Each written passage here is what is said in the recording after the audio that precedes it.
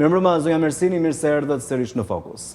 Mirëmbrëma, televizionin të dashur Vlonjat, mirëmbrëma dhe juve. Në prag të çeljes zyrtare të sezonit turistik 2026, kryetaria e Bashkisë së Florës Brunilda Mersini ishte e ftuar në emisionin Fokus përballë gazetarit Ermal Sika në televizionin 6+1 Vlora, ku foli për përgatitjet e qytetit, projektet infrastrukturore dhe pritshmëritë për verën. Mersini deklaroi se Vlora është gati për nisjen e sezonit turistik, ndërsa bashkia ka marrë masa për përmirësimin e shërbimeve, përfshirë rikthimin në normalitet të rrugëve të dëmtuara nga punimet e ujësillësit, pastrimin, gjelbërimin dhe ndriçimi rrugor. Ajo bëri të ditur se hapja e sezonit do të shoqërohet me një program të larmishëm aktivitetesh kulturore dhe festave gjatë 2 ditëve, me përfshirjen e qendrës së kulturës dhe teatrit. Një nga temat më të diskutuara ishte tarifa prej 700 lekësh për përdorimin e hapësirave publike në plazhe, e miratuar nga Këshilli Bashkiak. Kryebashkiakja sqaroi se do të ketë rregulla të qarta për administrimin e plazheve private, si dhe bashkëpunimin me strukturat hoteliere gjatë sezonit. Në intervistë, u ndal edhe te projektet strategjike të qytetit, si krijimi i shoqërisë Vlora Invest, zgjidhja e problematikës së parkimeve, si dhe vendosja e semaforëve të parë në qytet pas 35 viteve.